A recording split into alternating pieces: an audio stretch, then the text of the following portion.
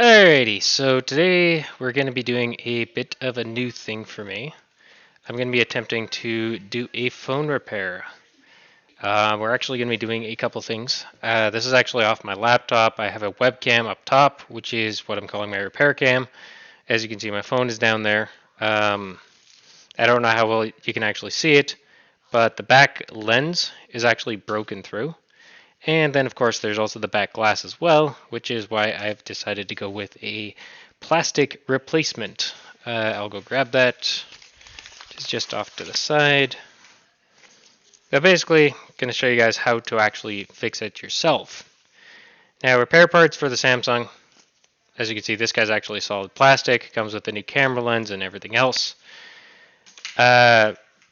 Most pieces for Samsung actually aren't that expensive. That only cost me about $12.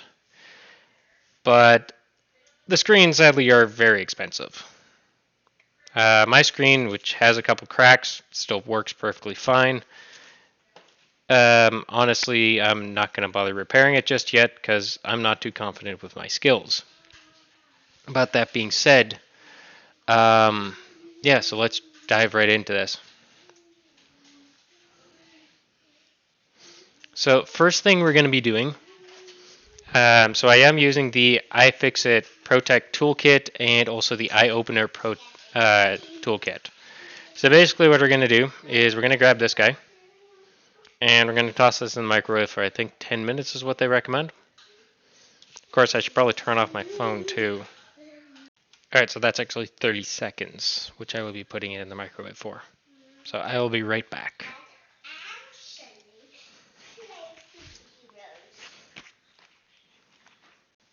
Okay, so basically what we're going to do with the eye opener is we're going to basically apply it at the edges of the phone and slowly start to heat up that adhesive. This is actually a lot more complicated controlled recording as I'm wearing gloves. But basically, you run against the edge of the phone, slowly start prying up. This can actually get kind of hot. But Samsung, since it does have the curved display, this actually makes it kind of difficult if you're too forceful. But let it slowly heat up, and you can actually start chipping away. If you look at the actual backing plate, you can see the adhesive is actually on the very top and also the bottom, and then the curved portions over there. I don't know how well that's actually showing up on webcam. Once again, I do apologize. I can't find my actual good cameras.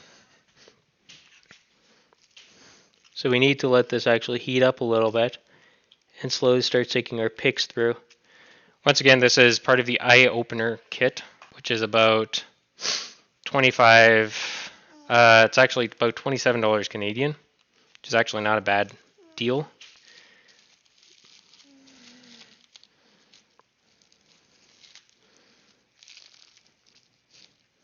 I don't know how well this is going to hold, given the factor that I do have quite a few cracks in my back glass.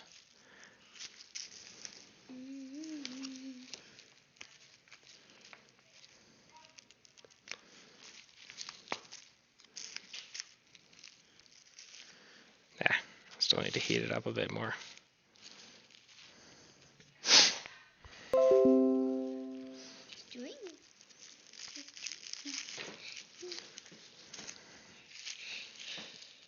He's just trying to fix it. He's trying to fix it.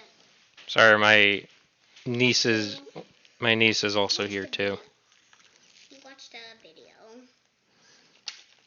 So he really knows how to fix phones. You're a moose. So this is how you want. Oh, some people do it. I might need to grab a Jimmy tool.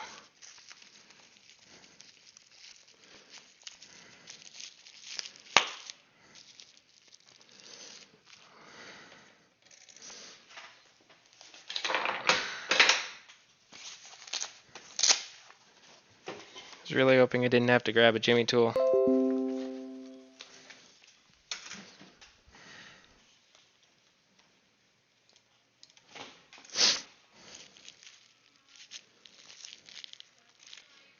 But then again, I know this whole thing, This whole back panel is going to be replaced. So I guess I'm not too concerned with it. Alrighty. Back with the eye opener reheated. You do want to be careful with these guys as they are kind of hot to deal with. Which is why I was opting to wear gloves earlier, but it just makes it kind of hard to aim and such. But basically what I'm trying to do is trying to get some area that I can start prying up on the back glass.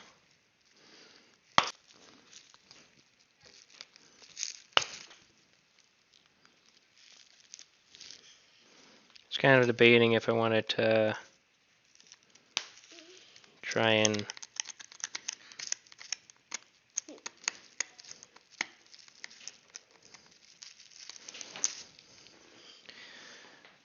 tape this, put a piece of tape on the back and use that actually as a bit of leverage.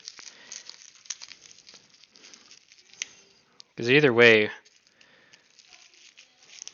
I do got to be careful because I got a tiny piece of case over there, and then there's the OLED screen and digitizer, which I'm not wanting to break.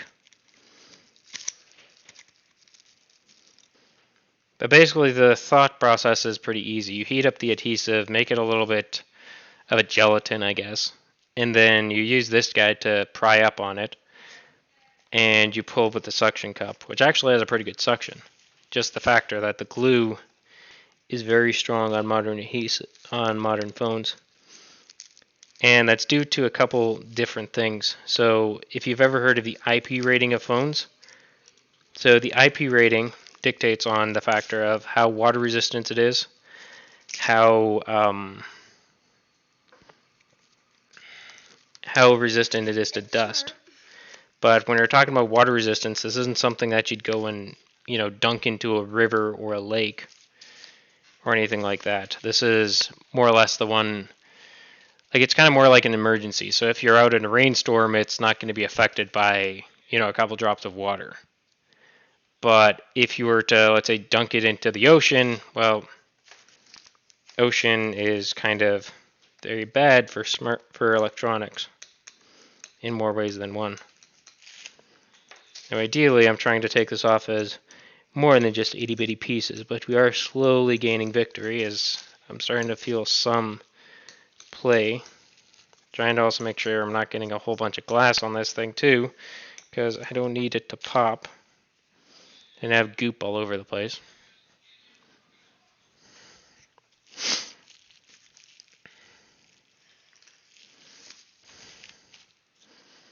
I was kind of thinking I'd be in and out within 20 minutes, but I guess not. The adhesive has defeated me.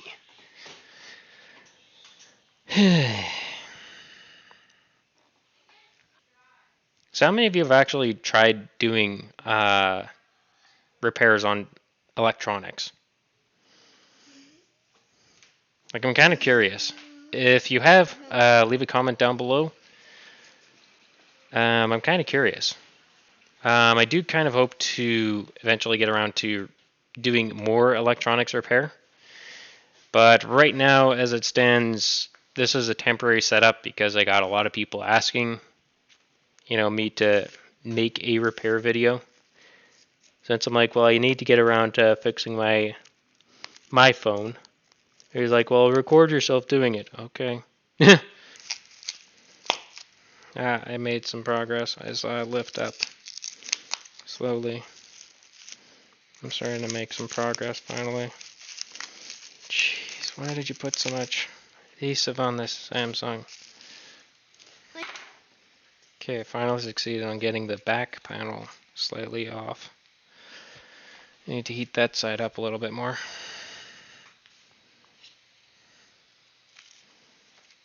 Well, at least you're getting it open.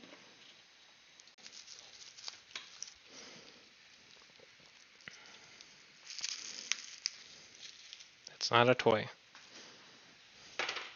What is it? What is it? It's a tool for opening stuff.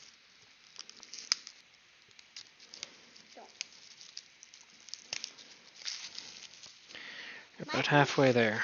My boots have polka dots on them, right? Yeah. I wonder why. Some boots have polka.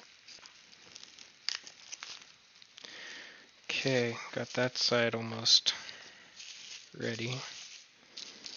Means I need to heat up the front where the camera is.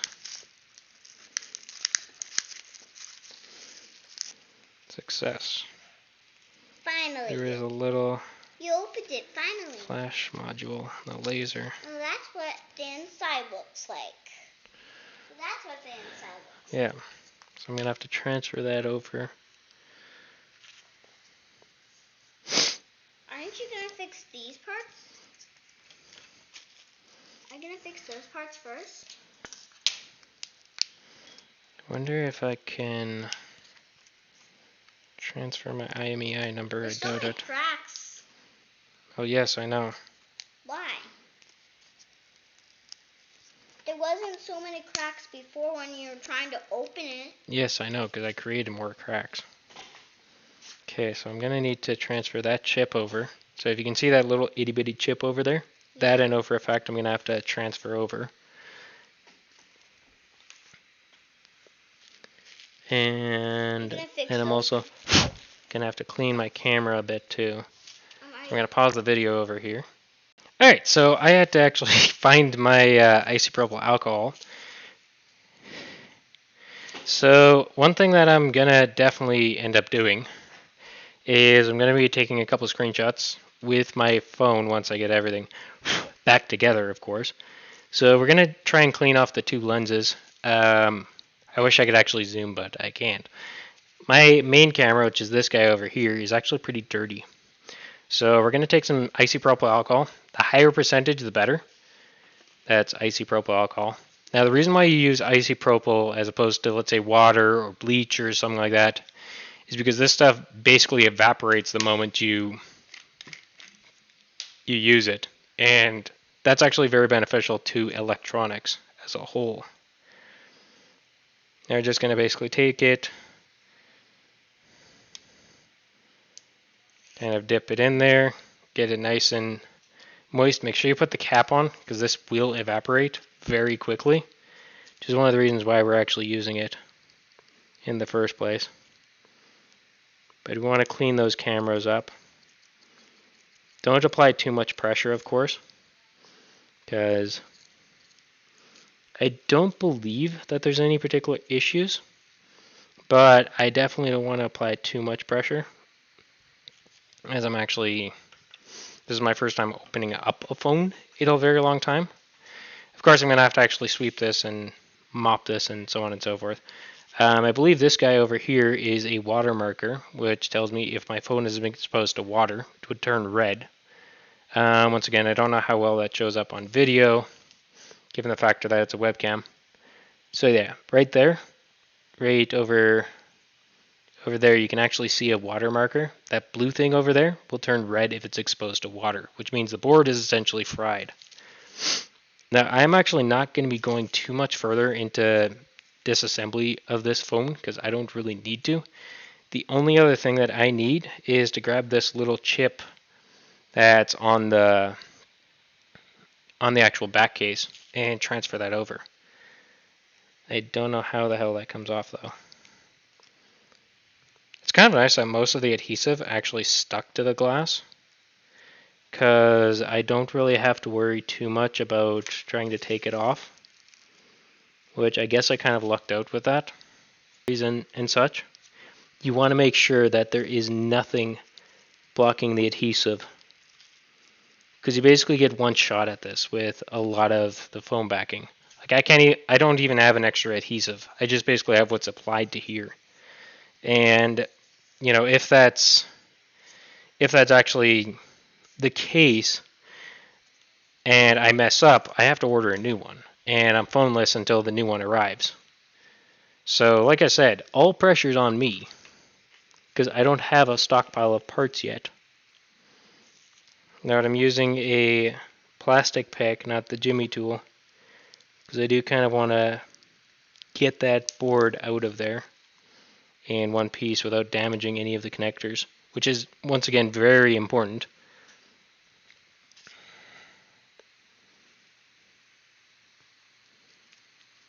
Making sure my camera is nice and clean.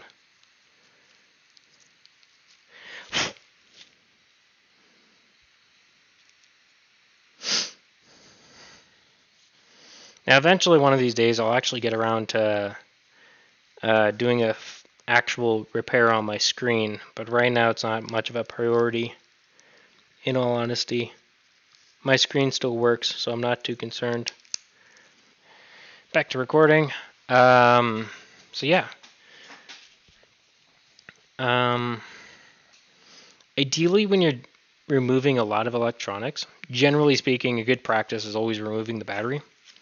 So if I was to remove the battery in this phone, at least according to iFixit, I'd remove these screws. Now, on most Samsungs, you're gonna be, one thing that's always recommended. So when you remove the wireless charging module, your phone won't restart very well. It'll have a couple issues, and this is because there's actually a temperature sensor installed in the wireless charging module, which tells the phone what the temperature of the battery is. And this is kind of crucial to how Samsung ends up running their phones, because that is something that they had an issue with the past. If you remember the Galaxy Note 9, for example, where they had that battery that caught on fire and whatnot. It was since then that they started putting the temperature module inside the wireless charging module to, tell the temperature of the battery, which dictates on how fast it can charge or how slow it can charge, or at any given time what the temperature of the battery is. Success.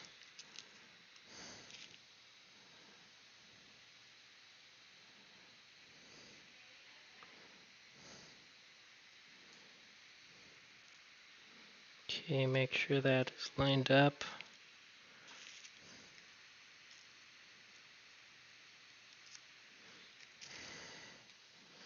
Okay, so that was something kind of important, which is a good thing I decided to rescue it. I think it's a heat sensor or something like that. Alrighty. So, as much as I wish I could say I have more adhesive, I don't. So we're just going to make sure that that is lined up the way that it's supposed to, so that all features of my phone work. Okay, I'm going to grab my spudger. That's what this tool is, this little flat one. It's called a spudger.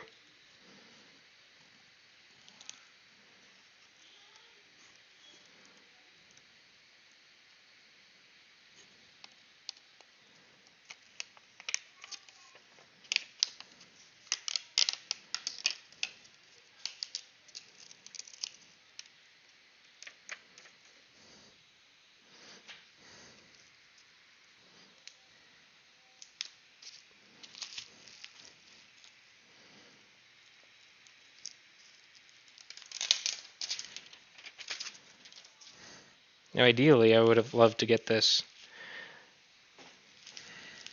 as one solid piece.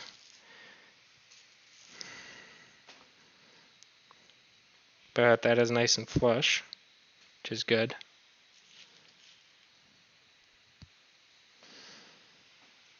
Now the question is, did we do it right? Samsung! But yeah, I went for the white one instead of a black one, because I know the black one is glass. I believe the white one is plastic. I'm kind of hoping that it is.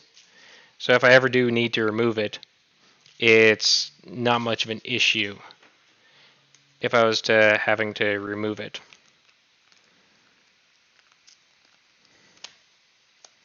But dun, da, da, da. All right, let's just my camera focus, which is a lot better.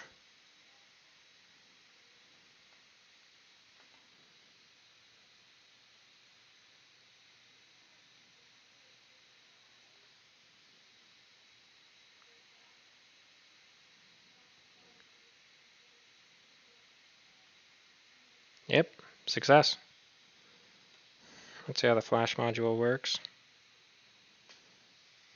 Always make sure to test out your phones. And so when I actually go around or get into smartphone repair, um, one thing that I'm gonna end up mentioning, and this is one thing that you have to kind of consider as well. So when you are actually handing off your phone to, let's say, a third party or an authorized repair person, the reason why we ask for your password is not because we want to hijack your phone or install third-party apps. It's so we can actually make sure that your repairs are, fully functioning. So, for example, I tell you, let's say, an hour to do the repair. This means that I have the option to actually do the repair and make sure all of your features actually work. As you can see, fingerprint reader works perfectly fine. But anyways, that's it for today. Thank you all for jumping in. There is two versions of this video. There is the quick links and then basically the entire repair process. But anyways, thank you all for jumping in, and I hope to see you again soon with more repair videos. Just keep in mind, I'm probably going to invest into a better camera next time because, well, this has actually been a little fun. Thank you.